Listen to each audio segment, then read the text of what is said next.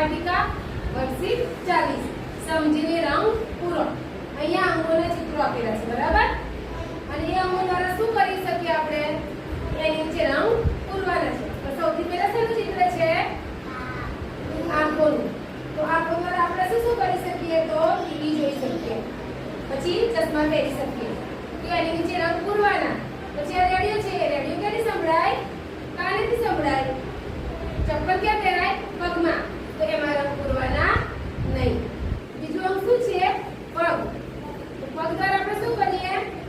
ચાલી શકીએ, સાયકલ ચલાવી શકીએ, પછી મોબાઈલ ચલાવીએ પગ દ્વારા? ના, તો એમાં રંગ પૂરવાના નહીં. સીડી ચડી શકીએ તો એની નીચે રંગ પૂરવાના.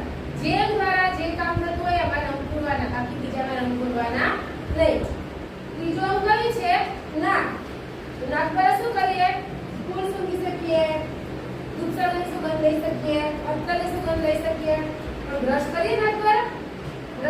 બ્રશ થાય નાક દ્વારા? બ્રશ ક્યાં થાય?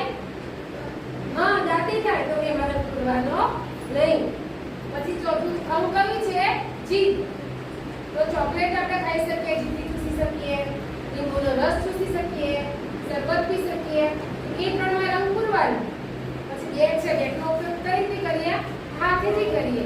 તો એમાં રંગ પૂરવાના નહીં. સમજ પડી બધાને? આવડશે? પૂરો રંગ.